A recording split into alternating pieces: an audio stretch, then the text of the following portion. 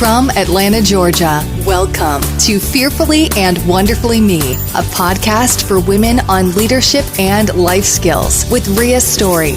Ria shares powerful life and leadership principles, helping you maximize your potential and become the woman God created you to be.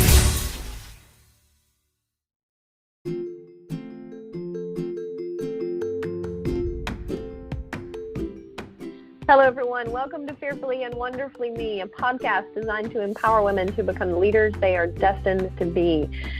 Here I am excited to have back for the third part in a three-part series, the third in the series where I had Mack, my husband, and we've been talking about leadership and relationships. And we had originally thought we would just do 2 podcast episodes, but we just got into some really good content toward the end of the second one and thought, well, let's just go on and do a part 3 and kind of finish up some of the principles we were talking about. And one particular story that we share a lot when we speak, because it really illustrates the differences in our personalities and how we respond to conflict. And it provides a lot of leadership lessons when we're telling it on stage. Now, normally you can see us, of course, but Mack, welcome back.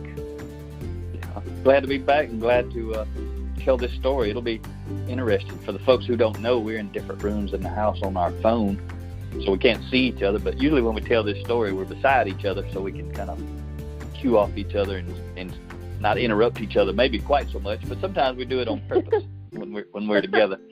But I think it'd still be a good story, and the whole point of it, to tell this story, is because it shows how all the leadership principles that we learn to apply at work and apply professionally.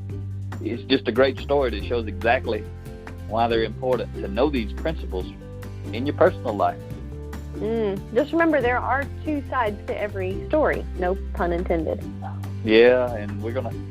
I got to make sure I'm gonna get to defend myself through here, so I might have to interrupt you when you get going. But it's gonna be pretty cool, and what the folks need to know is this cool, funny story to some degree, but it has some lessons in it. Some of them we'll tell the story, and then we'll teach the lesson. Every now and then we might tell a lesson and tell part of the story, but we'll see how it turns out. But I'm pretty sure it'll be just as good as it is from the stage. It's pretty good. People seem to really, really love this story when we tell it. We get a lot of feedback. But it's the truth. That's the first thing you need to know, is this is a true story. Yeah, absolutely. And, I tell people when I'm talking about this that, you and I have been together 19 years, and probably one of the biggest tests in our relationship was the time, it's been a couple of summers ago, we went whitewater rafting. And that doesn't sound like it would be a huge relationship test, but it really had a lot of the qualifications to make a high-stress situation. And so a couple of years ago, You did stress me out a bit. I didn't stress you out. Wait a minute. Go ahead.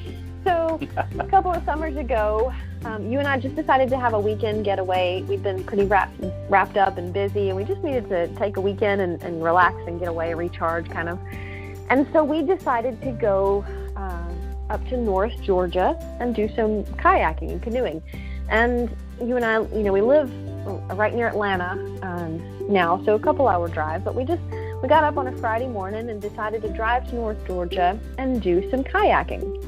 Now, for those of you who are listening, if you have ever done any type of kayaking or canoeing, you already know that if you're in a 2-person boat, a 2-person kayak, or a 2-person canoe, the person in the back is the one who is responsible for steering the boat.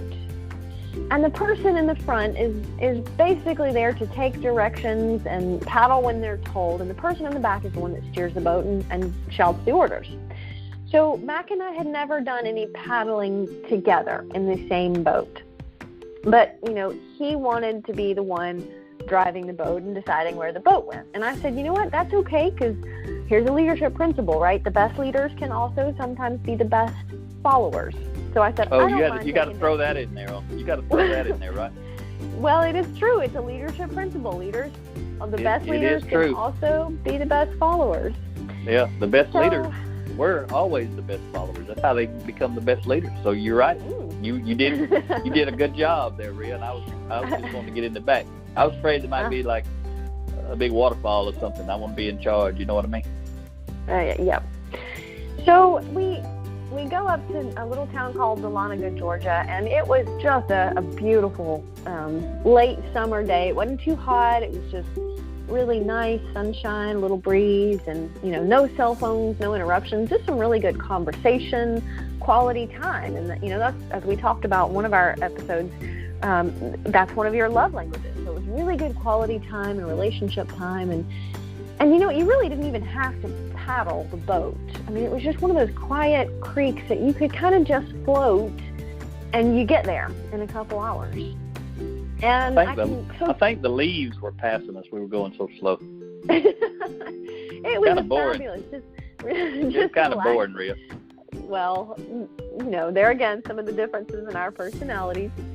So I can remember so clearly, we pulled the boat out of the water, and we're sitting there waiting on the bus to come pick us up. And you said, that was kind of boring. Like, why don't we do something more exciting tomorrow?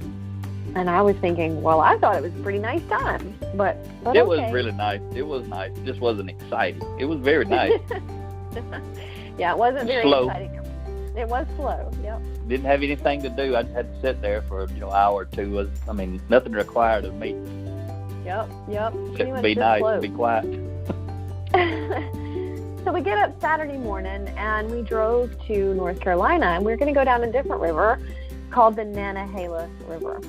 And if you've never been rafting down this particular river, it's got a lot of rapids and a lot of rocks on it. And in fact, at the very end of this river, or the end of the portion where you raft, there's a big waterfall, and a lot of boats turn over at this last waterfall. In fact, so many boats turn over in this waterfall that on Fridays and Saturdays and Sundays, the locals just line up on the bank, and they sit and they watch boats turn over for free entertainment. Yeah, it's like a Class 3 rapid or something, right? It's not really a waterfall. There's a big waterfall after that, but you might die if you go over that. You have to get out before you get to that. But it's like a Class 3 rapid. It's pretty rough. And I didn't want to be the cheap entertainment at this rapid. I knew we had to go through it. I knew there's bleachers on the side or stands or something where the people sit, and I didn't want to watch it. I didn't want to be the cheap entertainment. And we were going to be in the little 2-person kayak, and realizing that some of the big 6 or 8-person rafts actually turn over when they go through that. I was like, that might be pretty challenging in the little kayak that we were going to be in. But I absolutely didn't want to be the cheap entertainment. So we're driving up on the bus that morning to get into the river, and they tell you when you get on the bus, they're giving you some brief instructions, and they say that first rapid when you get into the river, make sure you're on the far side of the river, the right-hand side of the river. Make sure you're on the far side of the river. The rest of the rapids in the middle, you're probably okay, but that first one is just really important to make sure you're on the far side. So you and I, get off the bus and get in the boat, and we're one of the first boats on the river that morning. And I can remember I looked at you and I just said, you know what, you want to practice this paddling thing a little bit more, because, the only time we'd done it was the day before, and you really didn't have to paddle then. And you said, no, we got this. We did this yesterday, right? I had full faith and confidence in you, Ria. I think you had full faith and confidence in you in directing the boat, too. So, hey, I figured out when people are listening now instead of watching us on stage, they can't see us smiling. So we're actually happy telling this story. It may sound like we can't see us smiling, but we're probably both smiling, laughing, if you can't hear us when we tell the story. But on stage, you actually can see it. So it may be a little bit different listening to the audio, but we wasn't mad. We're not angry, that sort of stuff. It's a good, funny story. So, keep going, Ria. You said, nope. You said, we got this. You just paddle when I tell you to, and we'll be fine. And so I said, okay. And so we approached that first rapid, and we made it to the far side of the river. We were on the wrong side of the river, but we made it to the far side of the river. It was kind of rough over there on the wrong side. It was. And the second rapid, we went down sideways, and I'm pretty sure by the third one we were going down backward. And it didn't get any better. Because it's kind of ugly, Ria. It was ugly. Tell the truth. You would say something like, paddle on the right. And I'd paddle on the right. And then you'd be like, no, that's the wrong side. Wait a minute. You got to understand, folks, you can't see this. But when we on stage, she really demonstrates it. So when I say paddle on the right, she's paddling on the left. So well, let me finish, Ria. I want to make sure these people know what I was dealing with. So I'm back here trying to steer and guide and get us down, get us straightened out before we drown and die or get divorced or whatever crazy thing might happen. But I want you to understand, when I would say paddle on the right, sometimes she would paddle on the left. I don't know why. I don't know why. She don't know why. It was the audience's right. I was in the boat, Ria. Go ahead, though. I just want everybody to know as they're listening. By the fourth rapid, Mac says, pull over. And I said, what do you want to pull over? He said, pull over. He's like, just let me out of the boat. He's like, just pull over to the bank and let me out. I'm going to walk the rest of the way. I was trying to stay married. I said, you can't walk the rest of the way. And we paid a lot, we paid some money to get in this boat. So you're going to have to stay in the boat. And he says, well, let's just turn around and go back. Let's just go back to the bus and get back on the bus. And I said, we can't paddle down the river. How do you think we're going to paddle back up it? I was just looking for any way to get this thing over with. You wouldn't let me out of the boat, so I thought, well, maybe we can paddle back up. Well, Who knows? I thought maybe, Ria, if we tried to paddle back up, we actually would go down the right way. Who knows? It wasn't working out very well. No, it wasn't. You'd say paddle on the right, paddle left, and I'd paddle, and you'd be like, that was too hard, that was too fast, that was too slow. Paddle harder, paddle more. No, wrong side. And that's what by it sounded this point, like. We're sitting in 6 inches of freezing cold water. And, here's a leadership principle. Anytime things are going wrong, we can choose to be positive about it and make light of it and look for the positives. And so I was just laughing and having fun, because what else can you do when you're sitting in 6 inches of freezing cold water? You just have to choose to be positive about it. Well, Mac wasn't having very much fun. And I thought, man, this is something we did to have fun. Like who cares if we're going down the wrong way or the backwards? The water in the front was freezing, Ria. The water in the back where I was at was like boiling. It probably was. I was silent. She couldn't see me, though. She's looking out the front. And let me paint this picture for you. I don't know why they do this, but, I mean, it's just the way it is. People who actually know about kayaking and canoeing probably know exactly why, but I don't know why. So, but Ria in the front, they give her the double-bladed paddle, double-bladed oar. So there's an oar on each end. So all she's got to do is tilt to the left, tilt to the right, tilt to the left, and she's looking like she's on vacation on like a lake, like just on cruise control. She's just up there hanging out. And in the back, they give me a standard paddle with just one blade on it on the end. So you got a grip on one end to hold on to, and then you grab the paddle and paddle with the piece with the end in the water. So whenever I wanted to go from the right side to the left side, I have to switch hands. So I have to, it's kind of, she just tilts left, right. But I have to switch hands, go from one side to the other side. It's like craziness, and it's like happening at 80 miles an hour. And I look, if you ever seen, it's like a hummingbird. Ria looks like, she's frozen in space, just tilting and paddling. I look like a hummingbird back there trying to paddle left side, right side. Going crazy. That was a long trip too, wasn't it, Ria? We were on vacation. It's a 6-mile trip down the river. Yeah. Ria, we've talked about this before. If you're gonna tell people, you gotta tell them the whole story. It's 6 miles, folks. If you go down the river, but if you go from one side of the river, spin around a little and go to the other side of the river, and spin around a little and go back to the other side. So, in other words, if you zigzag down the river instead of go straight down the river, we probably went 9 miles, Ria, and half of it was backwards, and a quarter of it was sideways. Would you like to finish telling this story? Yeah, I like to get in and defend myself a little. Because, see, as we're going down the river, I was doing what Ria was saying. I knew where I wanted to go. I'm telling her what to do. Paddle on the right, paddle on the left, faster, slower, 3 times, paddle 3-stroke, all this stuff. But the problem is, it was pretty significant whitewater. It wasn't crazy, but it was pretty rough for a small 2-person kayak, especially the big rapid at the end. And there were some other pretty good ones down through there, but it was pretty aggressive, and we'd never done anything like that, so it was pretty cool. So I'm trying to tell her what to do, but the problem is everything's changing instantly. If you can imagine flying through whitewater in a kayak, every 1/10 of a second, everything's different. The boat's different, it's turned different, the water's different, the waves different, everything's changing. So I'm explaining or trying to tell her what to do, and it's never working.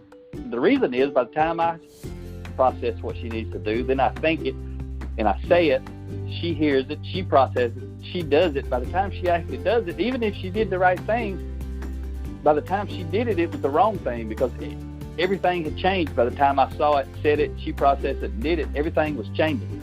So that giving directions wasn't working. It was happening too fast.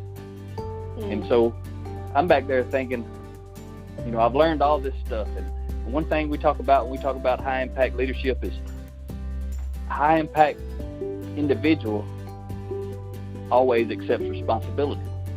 So I'm in the back trying to say, how is this my fault? Because it looks like it's her fault to me, but I'm trying to live what I'm teaching people. Somehow this is my fault. I say paddle on the right and she paddles on the left, but somehow that's my fault. I don't know how, but I'm claiming it. And I'm back there, and I'm switching hands with the paddle, and all this craziness is going on. And I'm literally thinking all this stuff, trying to figure out, how am I responsible? So I'm, calling God, subconscious, anybody who will listen, somebody give me something. And there was nobody there but me, and Ria was on vacation, on cruise control up front. And I'm in hummingbird mode in the back trying to figure this out. But all of a sudden, it's like an audio I listened to in 2008, my introduction to leadership, first thing I ever heard was a 1-hour audio of the 7 Habits of Highly Effective People. And I didn't know then there was a book, and there was an audio book. The whole book was like 12, 13 hours. I didn't know all that. But I listened to that 1-hour audio probably 1,000 times. I don't know how many, a bunch of times.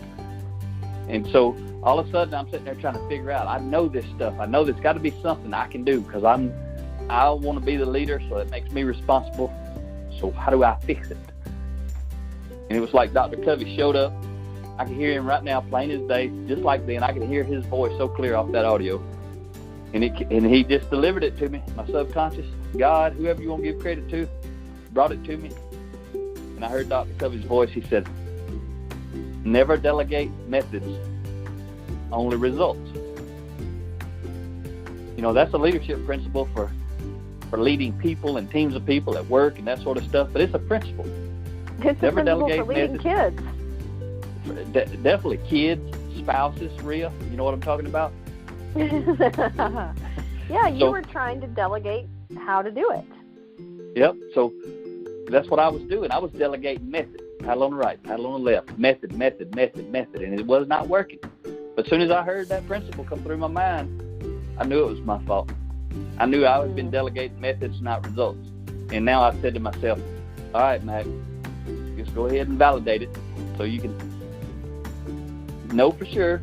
I already knew, though, and also needed to do it because I was not having fun in the back of that class. And I had just found and discovered that principle that was laid back there that I had learned, and I put it to use. I said, hey, Ria, see that big overhanging limb on the left side of the river? It's a little bit smoother and flatter water over there. Let's go there. That was all I did. Was I delegated results. The result I was looking for was, let's end up over there. I said, let's go there. That kayak turned like it was hooked to a line, and we instantly went straight over there to it. Because she could tell, I didn't have to tell her what to do. She could figure out on her own what was happening with the boat. I'm back there doing what I needed to do, and she figured out how she needed to help, and it turned and it went straight over there. And I was like, ugh, it really was my fault, my lack of leadership. Yeah, it was like that the rest of the way. Everything was fine after that. Yeah. And, another way to say that, it's my responsibility necessarily. What I'm responsible for, what I can do to improve the situation. So, yep. Yeah, the rest of the story, we sailed through the final rapid. It's the kind of rapid where you go through it and they take your picture as you're paddling through it in case you want to buy the picture later for $40. We did buy it. We never bought a picture. I would have paid $1,000 for that picture. Tell me about it, Ria. As you look at the picture, it looks like a great paddling experience. Mack and I are going through this white water, and we've got determined look on our face, and we've got perfectly synced paddles. We're sailing right through the center of the rapid, and it just looks like the trip of a lifetime. It looks like we had a really good time. It really does. But there's always more to the story. What was so funny is we sailed through this rapid after, a couple of hours of being on the river and figuring out what we didn't know about paddling on the left and the right. And we get done and we get out of the boat.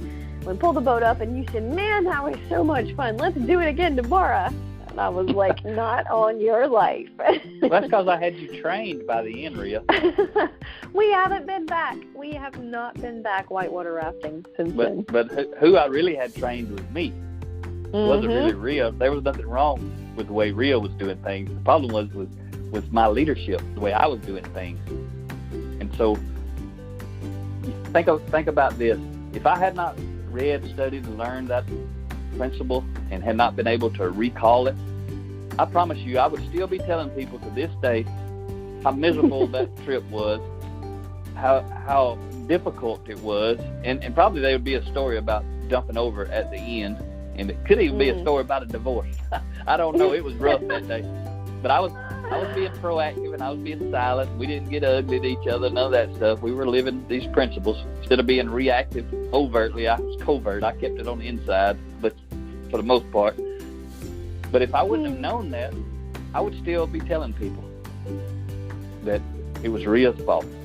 And see, another principle behind that, when you talk about being a high-impact individual or high-impact leader, high-impact team player, what you have to know is, because that means you are taking responsibility. So what you have to know is, even if I wouldn't have known that day what to do, I still have to know I'm responsible, and it's my fault that I don't know what to do because I haven't learned it yet. That's why Ria and I read every day, and we've been doing it since 2008. There's that much stuff to learn. Life challenges us every day. And so that's the entire key, is knowing we're responsible. Whether we know how, why, what to do, doesn't matter. We're responsible. And if we don't know how, that even proves how we're responsible, because we don't know how, especially if we're not reading, studying, learning on a consistent basis. We don't even have a good defense. We're not even trying to learn how. We just want to blame other people. Yeah, a really good example. It's a story and a lot of funny points in it, but a really great example of how leadership applies in relationships. And we years later, we're still telling that story and how much we learned from that experience. And that is why we are intentional about reading and learning and growing, because we don't know how much we don't know. And Ria, let me jump in right quick. You and I were in Houston, Texas. I know we don't have a lot of time, but we were in Houston, Texas, talking to Kilgore Industrial, and those are some amazing people with amazing leaders, amazing team members. It was a privilege to be out there. The Vice President of Human Resources, Mr. Ken Kilgore Sr., he enjoyed that story. We got done telling that story that day. He come up and he said, "I just want to tell you, I had a similar experience on a whitewater rafting trip, and I had my family in there. For some reason, they had a bigger boat, but they didn't have a guide. So he stepped up and said, I'll guide this boat, with other guides in other boats. And they went together as a group of rafts, but he was the only boat that didn't have a real guide in it. And he was doing the guiding. And he said, I was moaning, groaning. He said, I was living that story you were telling, and I blamed them. And I've been blaming them for years. Even after it was over, I still blamed them for our experience. And actually, it wasn't too long ago, he sent me a picture. He told me about the picture that day, but he sent it to me not too long ago.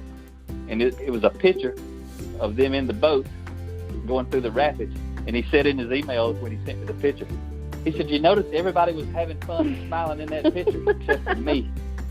And he looked like I felt that day. He looked in that boat because he was responsible. He felt responsible because he took responsibility and said, "I'll guide the boat," but it wasn't working out. So his anger and his frustration, you could see, was because he wasn't being a good leader. He accepted leadership responsibility, but he wasn't leading well. Everybody else was just having a blast because they were not responsible for what was going on. They're probably laughing at him, knowing how angry he was. But we've had several people say they've experienced the same kind of rafting story. Yep. Well, we're out of time. I hope you've enjoyed this little series on leadership and relationships. And until next time, thank you so much, Mack. Thanks, Ria. It was a pleasure to be on the Fearfully and Wonderfully Me podcast. Absolutely. All right. Well, take care.